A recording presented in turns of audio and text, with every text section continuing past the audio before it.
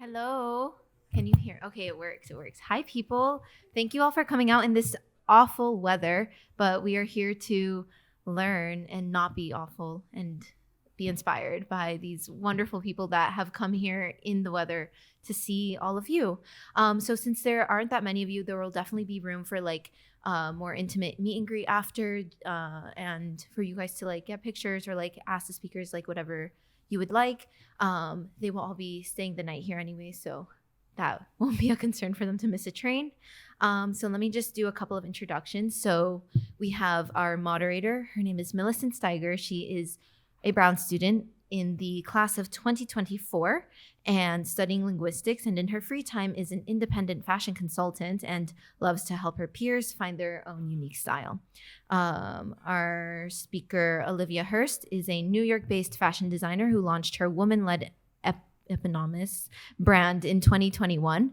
Her collections feature corporate-inspired sophistication and timeless silhouettes, inspired by iconic women such as Audrey Hepburn and Carolyn Bessette. Her work has been showcased in publications such as Forbes and Entrepreneur. Genoveva Pedrero Setzer, sorry, I'm like shaking, is the head of design at De Maria, a New York-based sustainable accessories brand. Genoveva's passion for traditional design techniques, along with her collaboration with Mexican artisans, have helped establish an innovative and socially responsible fashion brand. This has gained recognition in the fashion industry, with features in publications such as Vogue and Harper's Bazaar.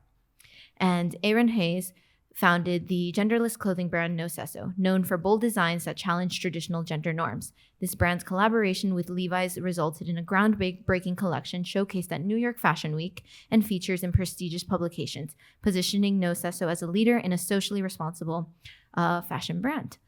And with that, I would love to introduce our speakers for this night and hope you all enjoy.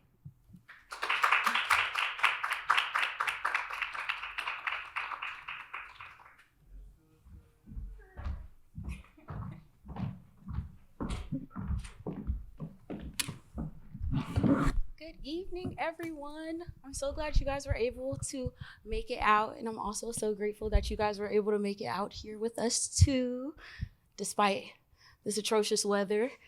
I hope you guys' travel went well. You ready to get into these questions? Yes, thank you for having us. Everyone for coming in this weather. Yes. All right.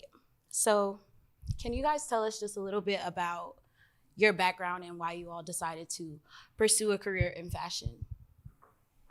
So I decided to pursue a career in fashion during my time at Parsons School of Design, which I'm still there. I'm graduating in a few months, but I've always been interested in design and art. And as I grew older, fashion was definitely the industry that I cemented into. So, So I'm Genoveva. I'm from Mexico. I decided to pursue a career in fashion, I think, later in life. I think growing up, there wasn't really anyone that I knew that worked in this industry, so this wasn't like a viable path for me. And then finally, later on in life, I met somebody that actually worked in the industry and got me my first job. And then like through interning, just kind of fall in love with it. I think it's really an industry where it's like if you don't love it, you can't do it. Yeah, you have to be so passionate about it. My name is Arin, and basically the way that I got into it was I've always loved it, but I think the same as you. Like I didn't think that it was like a viable career path. And so I went to film school just because I didn't really know what I wanted to do. And then halfway through that, I met my business partner, and I was just kind of like, we should formalize this and make this into our business, into our brand. So then we did. So that's how we got there. That's really amazing. And like one thing that I'm mostly curious about, I know you both mentioned that, you didn't really know anyone who was in the fashion industry, or like it didn't seem like a viable path. So where do you all draw your inspiration from, like as like the inspiration that keeps you motivated, I guess I would say? Well, I forgot to mention that I also did not know anyone working in the fashion industry growing up. It was just saw it in magazines, and I grew up in like the Tumblr era, so that's where I found out what fashion was. And I just draw inspiration from what you said. It's like it just has to be within you, and like the drive is just so deep that you have to do it. And if you're passionate about fashion, I feel like a lot of us have tunnel vision about it, and it's like it's the only career we want to do. So I think if you're really passionate about it, you can do anything with it. Amazing. Yeah, I mean, I guess specifically when I founded my brand, I draw my inspiration from my heritage. I think before that, it was just like an inner drive that, yeah, you just want to be in it, you want to be involved, and you want to learn as much as you can. Yeah, I agree. I think it is an inner drive as well, because also, as I mentioned, I was in film school and that was such a drag. Like I literally hated every second of it. And I like didn't want to go on set. I didn't want to participate at all.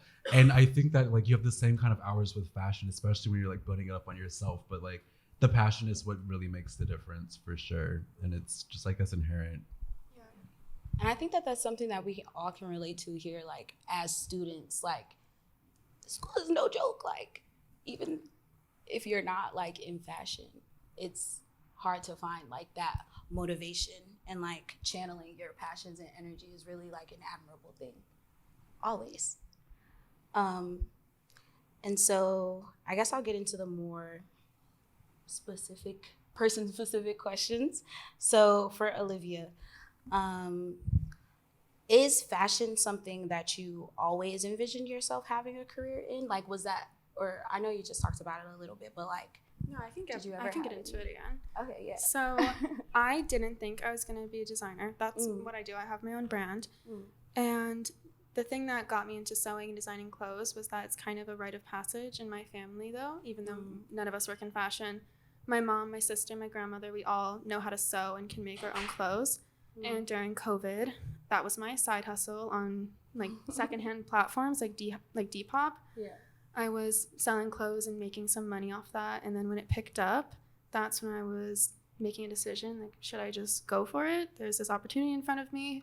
And I took it and I started getting into it. And I realized I actually found my passion pretty accidentally. But now I love designing clothes and I have so much passion for it. That's awesome. Did that answer your question? I think I got a little for off sure. track. For sure. What do you guys like? I feel like being a creator and being a creative, like, where else do you guys draw like your inspiration from, or like what other things do you guys get up to outside of fashion? Ooh, I love going just to museums in the city. We're so blessed. We have amazing exhibitions, art galleries, film. Ooh.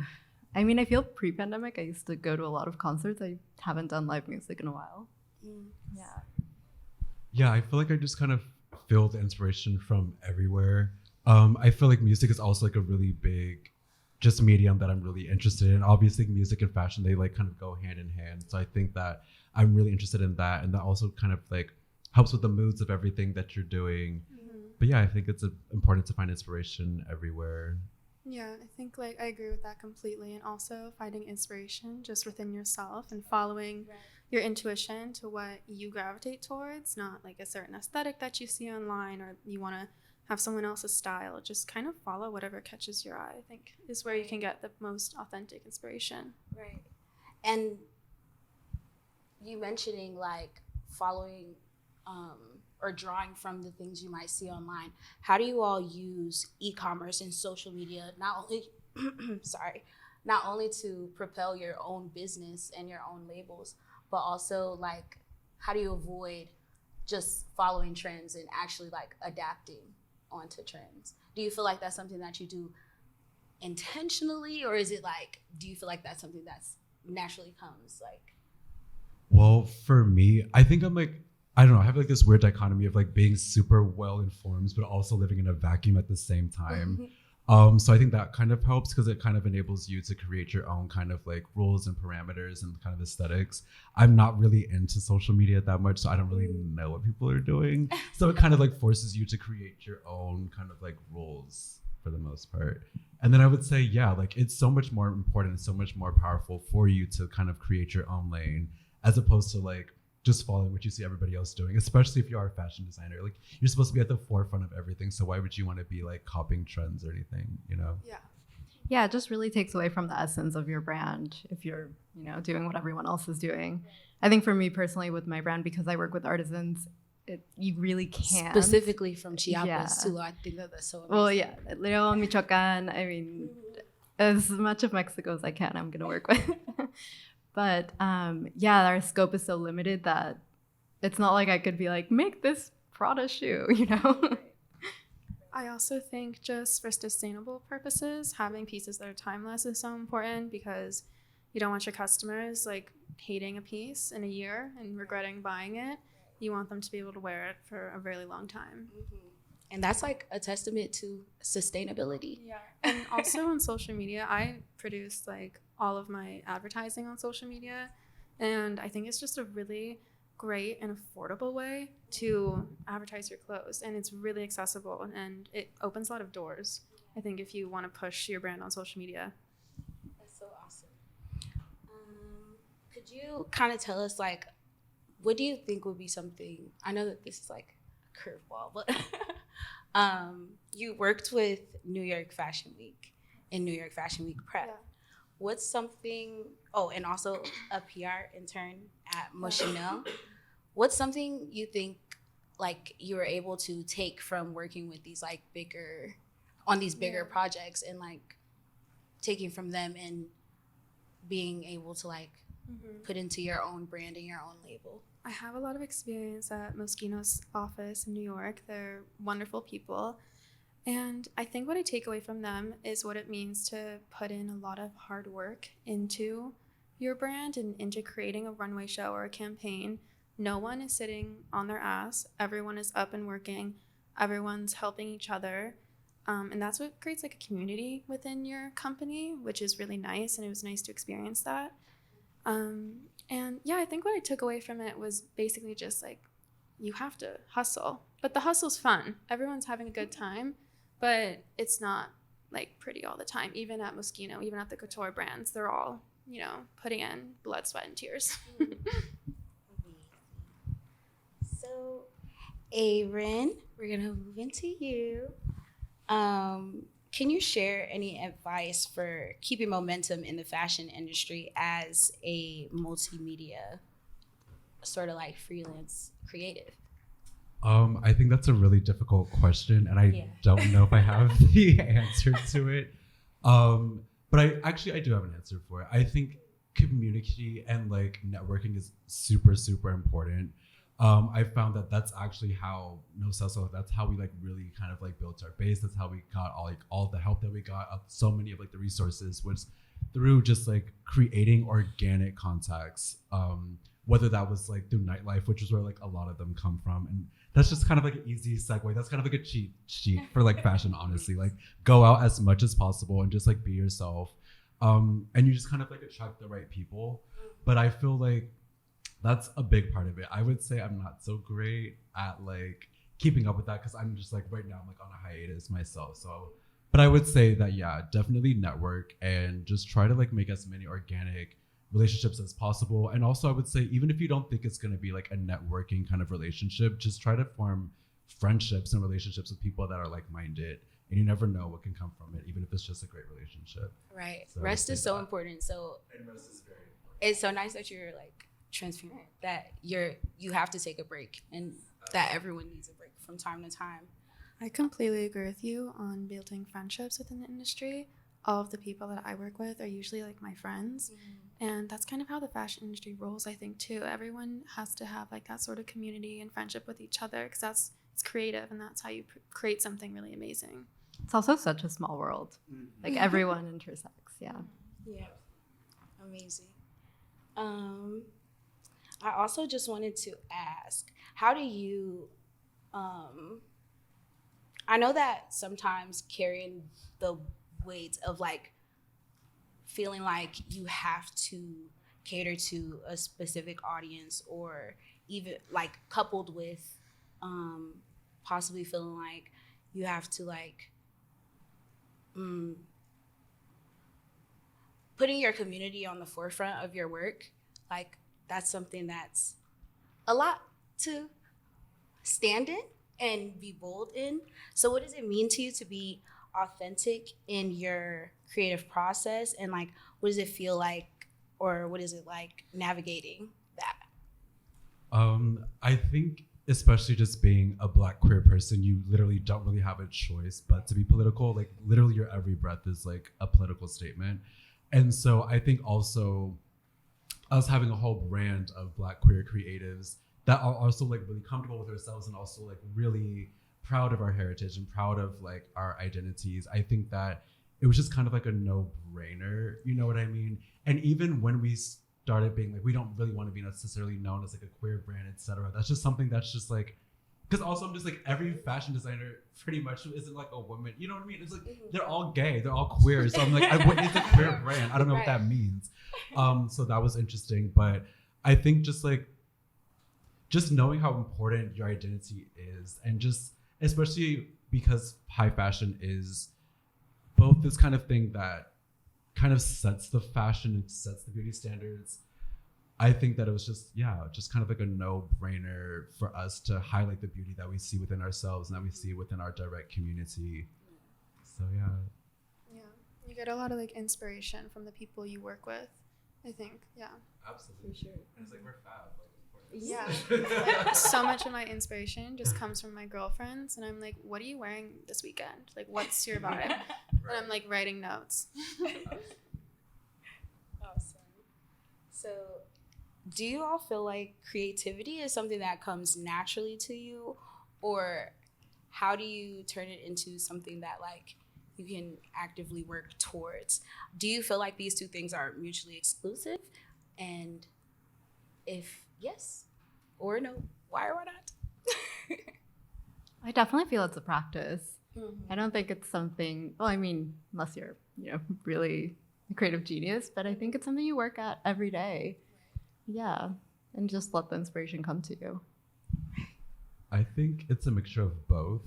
I think raw creative talent probably just comes inherently, but I think that when you are a fashion designer, you also have to think like in a business way as well. So I think that coming up with like business concepts is like, takes like a lot more practice, but I feel like at least creatively, I think you have to work at it. It doesn't just like come. And I think that even if it is like a raw idea, you kind of do have to like hone it, and definitely like polish it a lot.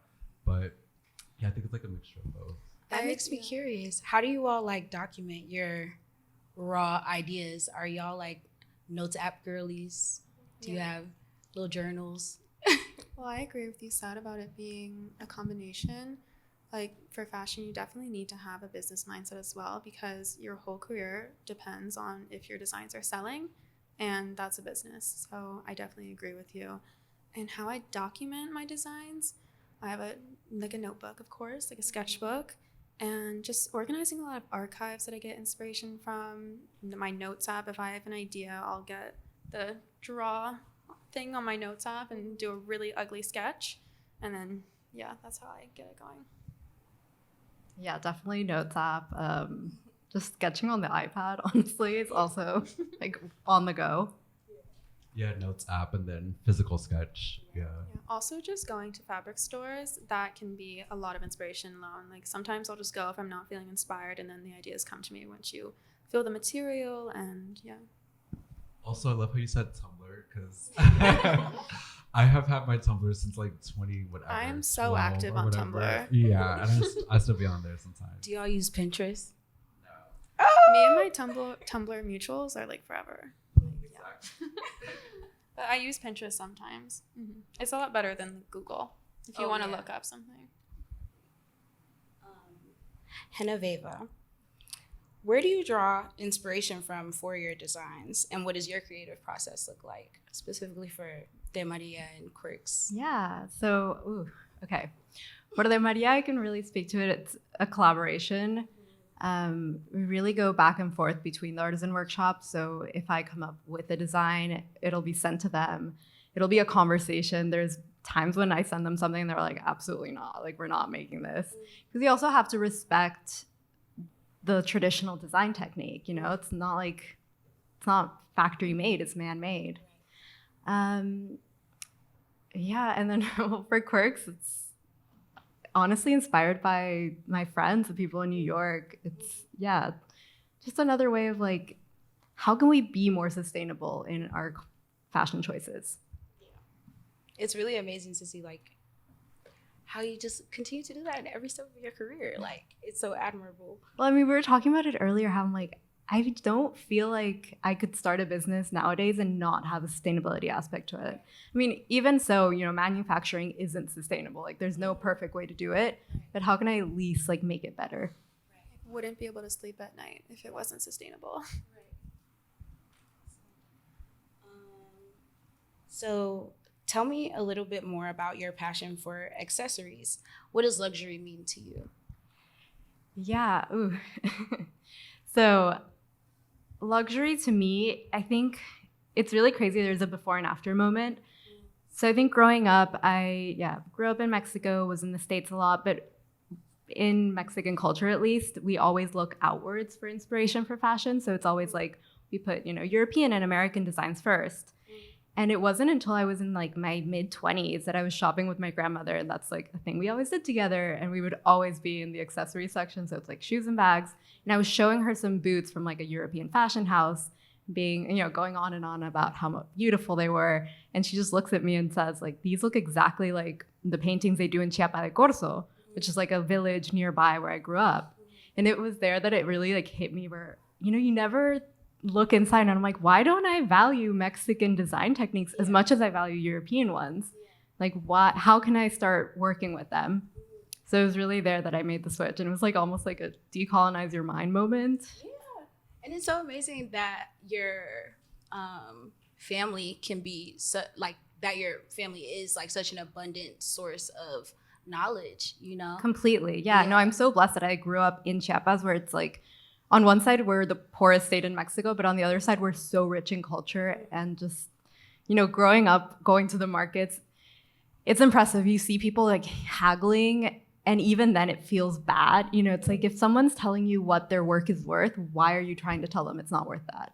Right. So I think it's like that seed grew in me from a young age. And now that I'm doing it, I'm like, no, if they tell me that this is a value, I'm going to completely like value it and show it and hope that people that actually appreciate it will buy it. Yeah.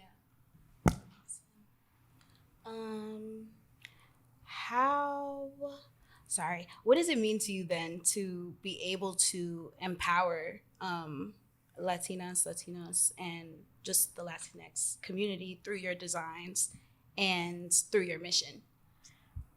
So I worked in, a lot of facets, areas of the fashion industry. And once I felt ready to launch the Maria and work with artisans in Mexico, like that was a foundation. I was like, first of all, I want to work with my people, not just in like the production and manufacturing, but also in like the creative. So photographers, models, everything that I could think of. I was like, I want to bring back to the local economy.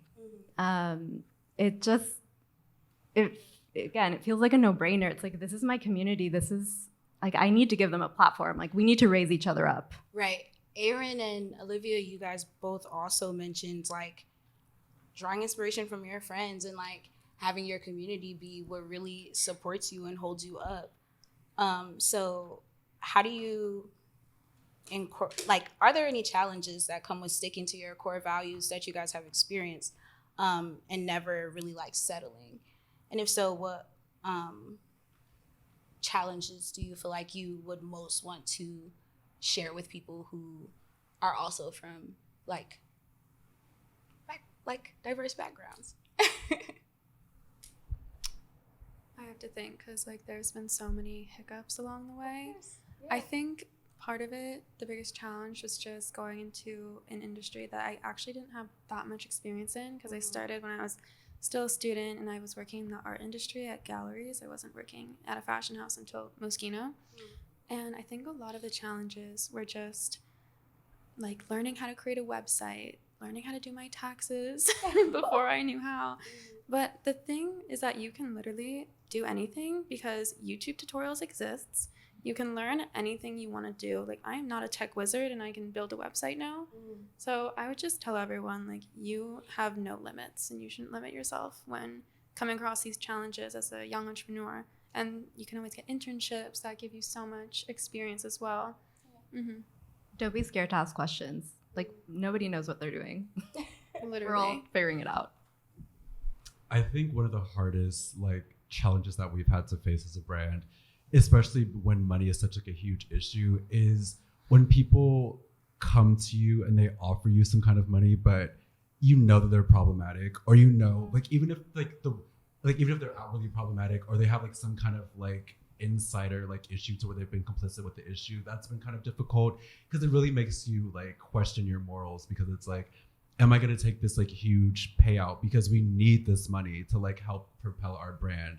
Or are we going to like stay true to who we are and to our integrity? And even if that means that something may be like a little bit harder to like get around, or we might not have the funding for XYZ, like what decision are we going to make? And ever since I've been there, the decision was just to stick it out. Like it might be like a little bit like harder and a little bit longer, but it's so much more worth it. Like I would never want to sell my like soul for that ever. I completely agree. Like keeping your integrity along the way, you're just gonna feel better about yourself, and you're never gonna have like guilty moments, you know. And putting in the hard work, even though it does obviously get really difficult at times. Like I saved up money for my brand when I was first starting by just getting a retail job that I grinded for a few months and just did not spend a penny. And it's worth it. You feel so much better about yourself, and it's just like something that makes you confident that you're able to do this for yourself, and you can just sleep at night knowing that. Yeah. It also, I feel like, I imagine it being so fulfilling, like that you all can look at your work and know that like that's all you, that's all like your people, like that's something to be really proud of. Putting in the work is just, it's so fulfilling. Like no regrets. Time is on our side. This can be just like a question for anyone, or something that anyone can contribute to. Do you guys have any advice to on learning more about fashion entrepreneurship? Or I guess maybe you guys could walk us through how you all specifically, like your first few steps in building your brands and mindset as well. Yeah. Okay, so actually, really funny story. When I moved to New York in 2017, I was dropping off my papers for my master's at Parsons, and I went to a panel where I met Aurora James, who had just, has been working on Brother Bellies for a while now, but I approached her at the end of the panel, and I was like, I want to work with artisans in Mexico. You work with artisans in Africa. Can I come intern for you? And I would highly recommend interning or working at a brand that's small, because you get to wear all of the hats. That being said, looking back now, it is also so important to take care of yourself, because burnout is real. And yeah, you have to be able to draw the line between hustling, but also keeping your sanity. Absolutely. I would say that's like the two biggest things of advice I would say is definitely make sure that you are always listening to yourself. Make sure that you're listening to your intuition. Of course, like don't be afraid to like ask questions. Don't be afraid to ask for advice. And definitely listen if it's good advice. But I think that, yeah, it's so important to listen to your own heart and just to listen to the voice that's inside yourself and to never get lost within that. And that's something, I think that's also like a huge challenge within our industry, just like losing yourself. And I would say, yeah, both that and also, yes, work for a smaller brand. Make sure they're paying you and work for them. And then also try to work for like a bigger brand as well. But definitely with a smaller brand, you definitely get to wear all the hats and you see like how everything is operated. And also like it's a better opportunity for you maybe because you don't really get lost in like a larger kind of like organization. Yeah, I also think it's important, like even though we're young and we want to get started right away, like I kind of rushed into my brand. It's okay to take things slowly and get a lot of career experience working for other people. Like our lives are long. We have our whole lives to create a brand if you want. And experience is just so much fun. It's a lot less stressful than owning a brand. And it's like you meet so many people. So just don't rush yourself. And I mean, there's so many students here. So internships are a great opportunity. I imagine we're closing out. So as a final question, I just want to hear from all of you. What is the most important thing you want people to know about you as an individual and from your work? I have to think about this one. I think for me, the most important thing that I would like people to know about my brand is that it's designed for women, by women, and women and their wants and needs are put first when we're designing clothes and making clothes. It's all about them. It's never about what I want them to wear. It's what other women want to wear. And I think that's why my customers resonate with the brand. And yeah. Mhm. Ooh, I don't know about me personally what's the most important you should take away, but in general with the fashion industry, I think we just all have to be more conscious consumers, right? Just like ask yourself questions when you're shopping. Like, is this brand paying their workers? Are they being treated well? Yeah, I think we just have to be a little more critical. Yeah, I like what you said. Like, I think, yeah, we need to be more critical about like literally everything, even when it comes to like, and I think that does go to sustainability, even when it comes to design. Like, why are we seeing the same thing over and over from everybody? Like, that's not sustainable. It also isn't helpful. It also doesn't, it's not great. It's not adding anything to the conversation. So I do think that we do need to be like a lot more critical and just discerning with like every single aspect of fashion. And it's great, like having a brand is an opportunity to just create something that's better than what's been done before us, sustainability wise, and making sure all the people that work for you are paid well. It's a great opportunity to be in charge because, of course, the generations before us didn't necessarily hit the mark on that one. So we have an opportunity as young people to make a change. Right. I love that. Yeah, I think we have to like really come to everything with like a human approach and really consider those things first, as opposed to like a capital approach. Exactly. And that will, I think that should inform the way that we do everything with our business. I mean, because the fashion industry is like a pretty shallow industry. We're all worried about what we look like 24/7. So keeping like in mind, there's no money in this industry. Yeah, Like nobody's making money. So keeping in mind like the humans that work for you is probably just most important. Yeah, exactly. It's like, let's just be kind to one another. Like, we're playing dress up. Let's enjoy it. It's not that serious, guys. Well, thank you so much. We enjoyed having you very much. We'll value and appreciate your words and your time. Thank you. Thank you. Amazing. Thank you for our moderator, Melissa, and our speakers. This is really wonderful. I feel like I learned a lot. We're now going to move into the Q&A section. So Melissa, if you want to lead that, I guess just calling people. And yeah, we'll do that for about 5-10 minutes, depending on how many questions there are. And then we're going to move into the more personal meet and greet and pictures. I also want to announce that we are raffling off this Need Donuts gift card. It's really exciting. We all love donuts. Yeah. So the way we're gonna do this is after the Q&A period, when anyone can kind of leave if they don't want to stay for the meet and greet, and I'll just stand by the door and take in your name, and then like randomize it, and that's how it will get out.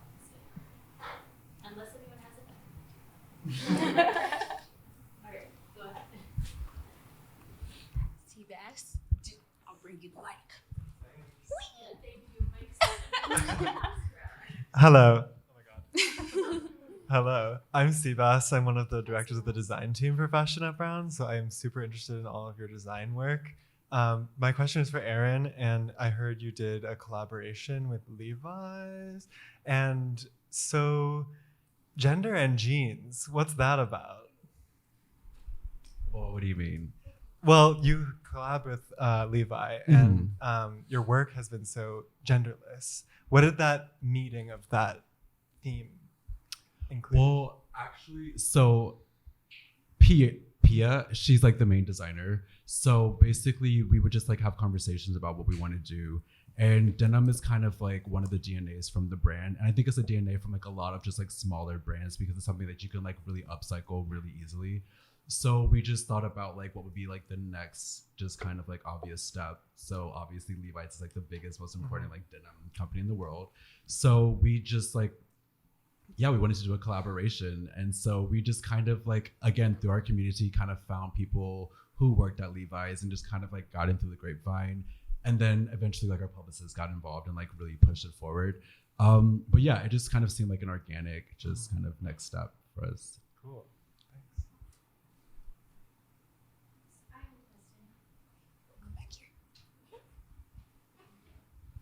So this question is for Arin.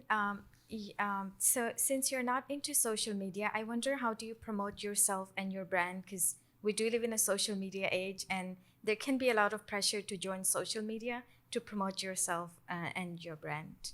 Well, yeah, so the brand is on social media. And so when I was at the brand, I was just like running the account pretty much. And then my personal account would be used or not. Like, I don't really care about it. But I will probably have to come back very soon. Hi.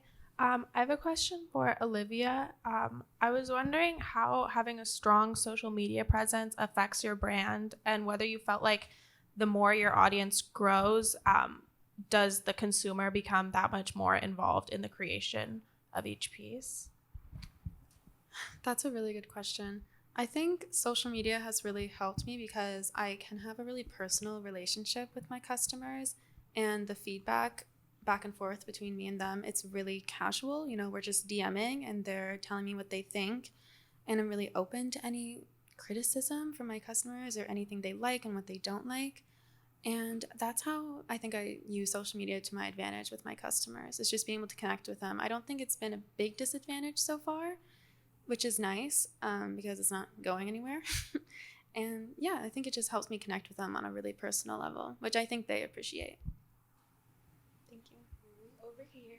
See you next. Hi.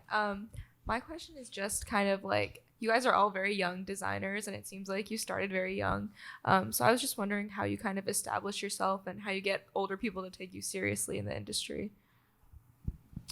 I wear high heel shoes everywhere I go, so I feel taller and more confident. And I always practice what I have to say with my parents before, like full transparency. It's a lot of just faking it till you make it. And, you know, you're giving a lot of these people your money. So a lot of the time, like your manufacturer, you're the one paying them. So they will take you seriously. And I work with just women, like my manufacturer's a woman. And so I'm never in an awkward situation where I feel like I'm being taken advantage of or they're not taking me as seriously. And know what you want to say before going to meetings with older people. And just keep in mind that you have the power when you're paying them, when it's your name, your brand, your campaign. You're totally justified to tell people what to do. Tell people if you don't like something, tell people what they are doing right. And I would just step into a new version of yourself that just can not be afraid to tell people what to do. I'm like, I love this confidence. I need to channel it. I'm actually not that young. Like a alter ego. Yeah, it's that. Like, I'm 30, so I've been around for a while. I feel like that really helped when I launched my brand, though, like having that experience. But you're totally right. It's just like, you have to own it. You have to be confident in what you're doing. Yeah, I mean, I started pretty young, and yeah, you just have to know that you're the boss, point blank, period, and you just have to act like it because you are the boss. And yeah, and I think when you when you like carry that kind of energy, people know to like respect you a lot more. Yeah, exactly. Hi. This question is for Genoveva. I know that you work with like a lot of artisans. Like, how did you start these relationships and kind of like build them up? And Yeah. So, I mean, I'm from Chiapas, so I was like lucky enough to be surrounded by them from a young age, but specifically with shoes. It was actually kind of funny when I was interning, and as I mentioned, I had already told my boss at that point that I was interested in working with artisans in Mexico. And one day she just like turned around and was like, "You're Mexican, let's make a huarache." And immediately was like calling everyone I knew and just finding out like where the best huarache workshop was, and literally just stalking people basically until I finally found the place. And yeah, now I've been working with them since 2017. So it's like one of the workshops that still makes my shoes. So yeah, just asking. And I have one other question for Olivia. I know that your brand like focuses a lot on like kind of like cool like office wear and like classic silhouettes and like kind of that clothing for women. How did you decide that like this was going to be the focus of your brand?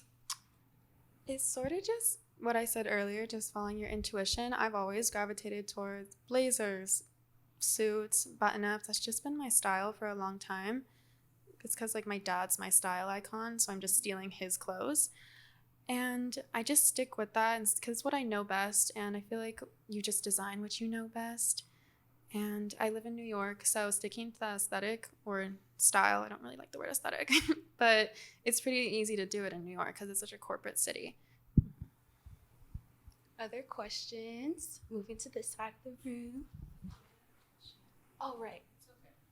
Alchemist. Hi, thank you so much for the talk. I wanted to ask a general question for the three of you. Just biggest challenges you faced and how you overcame them or are overcoming both, I guess. I think it's what we talked about earlier by putting your foot down when you're working individually and sometimes you're the youngest person in the room. Like, for example, full transparency, once I had a manufacturing order cancel on me on a pre-order, so the customer's already bought it. And I had to scramble and like get them made somewhere else. And I just think like the biggest challenge is just pushing through them because everything is going to work out. There's always options. The industry is huge. There's like 100 manufacturers in New York alone. So yeah, is that the answer to the question? I kind of got off track. It is. Thanks. I would say for me personally, with my brand, scalability is definitely something that concerns me because especially if I want to keep making things ethically and, you know, paying fair wages, it's like, how do you do that when it's not a slow batch production? And then personally, I'm on a visa, so I think like that's a challenge, just like staying in the US. But yeah. Yeah, I would say capital was always the biggest issue. Just like finding how to like, you know, keep generating it, how to raise it. And then also, yeah, how to like build it to make sure that your company is like sustainable on its own. I think that's like the biggest. I also just like keep in mind you probably won't make a lot of money right away. Like I know the first year of my brand, I was just trying to flip whatever I made before and like just recently became something that was really profitable.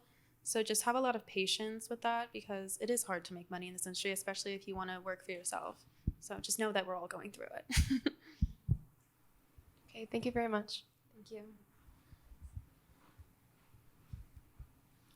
I guess I kind of just wanted to know more about like the turning point for each of you, because I like know for myself, like I think as like an art maker, it's taken me a while to like start taking my art seriously and like start taking my practice seriously. And like I feel like the second that I did that, I kind of just wanted to go guns blazing into everything and like say yes to everything, which I think has its upsides and also has its pitfalls with like burnout. So I'm like curious about like when that moment was for each of you and like how you like adapted yourself into like sustaining that as like kind of a focal point of like your lives without like burning yourselves out. Or maybe you did burn yourselves out. Yeah, I fully burnt myself out. I think burning out was my like moment of clarity where I was like, why am I doing this to myself? Like I should at least enjoy it. Yeah, I think the same thing. Like, and yeah, and I think you know that you need to like be more balanced. You need to figure things out, but like you don't until your body literally shuts you down. At least that was like what happened in my case. Just you have to stop. Yeah, it's like if you're crying at work every day, don't like leave. Yeah, I mean, a lot of it is just prioritizing yourself and self-care through the entire journey. I'm like a big homebody person, so I think that's why I haven't gone burnt out yet. You know, 10 hours of sleep minimum. Like I like prioritize it so much. I think that helps a lot. And I also, yeah, I think. Mm-hmm.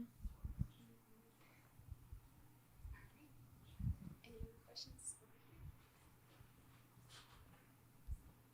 Hi, thank you. As a gay man and having a lot of gay friends who dress quote unquote more feminine, with today's world of having such a, you know, gender, you know, binary, do you guys consider, you know, the design of your products to creating more of a fit and style for both, you know, for everyone's bodies, or even accessories and products?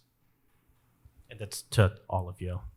Well, at No Sesso, it's an agender brand, so we definitely like consider all kind of like bodies from the very inception of the design. And yeah, that's just basically what the house is. So we strongly believe in everybody being able to wear every single garment, regardless of like gender, sexuality, color, body size, body shape. Yeah. I think also considering that having a small brand, it's really convenient that how you can connect with your customer on that topic. You know, I have girls DMing me their measurements all the time, asking me what size should I get, and I'm giving them advice. And yeah, just connecting with your customer, making sure they trust you. Yeah, just being as inclusive as possible. I mean, I know with like sizing, it can be a huge issue, but trying to keep in mind and like expand little by little. Thank you. I know there was a question back here. Was there? Did I imagine a hand? Any last? Nope. Oh.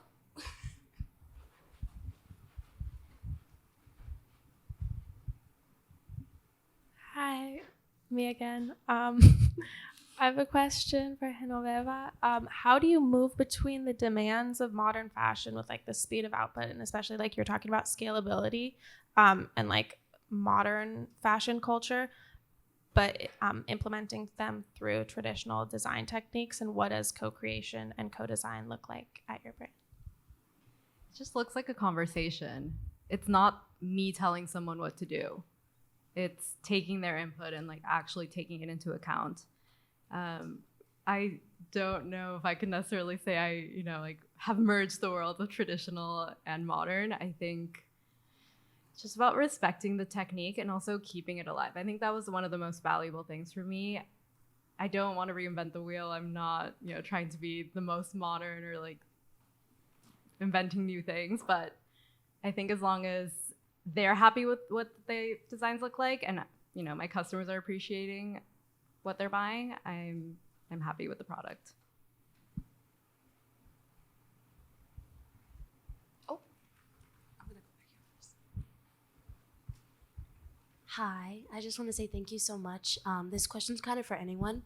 I had a quick question, kind of, how do you ensure that your vision goes, like when you're kind of putting it into your art, is marketable and kind of working towards that expansion, but still making sure your art is your art? I think like we said before, it's kind of, that's like a muscle if you're not really born with it, and I think it's also like kind of trial and error. I think you kind of should know, like the best way to start a business is kind of knowing like one or two pieces or like items that like really work for you and kind of like expanding from there, especially if you are like a smaller business. I would like suggest that. But again, just like really stay true to like your original like ideas, and I don't know, like try to find some kind of ways like from the very beginning to like make sure it's marketable, even if it's something that's like not exactly conventional. Make sure that you're kind of like thinking of like an idea around it, so that way it's like organic from the beginning. Or at least that's the kind of the way that I think. I think a lot of it is about market research and just making sure the designs that you put out there are something that people will gravitate towards. As much as I would like to just design freely all the time, I do have a really strong business approach to every design, and I think that's what will really ensure that you'll get sales. It's just keeping in mind what is actually people want to wear. Yeah, it's like look for what is missing. If you're looking for it, other people are looking for it too. Yeah. Moving into our last question of the night. My question's super easy. I was just wondering if you guys were wearing your own designs tonight. I am. It's a new piece. Like, go shop it. This is the Maya top, black obviously, and these are the Stella pants, both in a size small. They're available right now. They dropped last week. OliviaHurst.com. Self-promo. Yes, I'm wearing my shoes and bags made in Mexico, and then I'm wearing Willy Chavarria because I wanted to support another Latin designer. The colors are like amazing, and I love that it matches your nails. I'm not wearing No Sesso, but I'm wearing Lola Lola and New Balances, supporting a Black woman designer. Period. Here you go. Thanks so much again. Here you go. All right, thank you so much. This was a really fantastic Q&A panel. So many questions, which I love to see. So right now we're going to move into the meet and greet. I'm going to position myself actually in the front so that if you want to mix and mingle and also enter the raffle, you can do both at the same time. And then everyone can get up, and as they do that, our photography director, or one of them, we have Maddie and Rosella here. So Rosella is going to take a picture of you guys, the speakers, in front of the board. We'll also get a picture of the speakers with our moderator, and then just a few more later in the evening. But yeah, anything to add? All right. Also, by the way, I'm one of the co-presidents of FAB, in case. Yeah, I didn't even introduce. Yeah, we're also the co-presidents. And Kayla. All right. Thank you.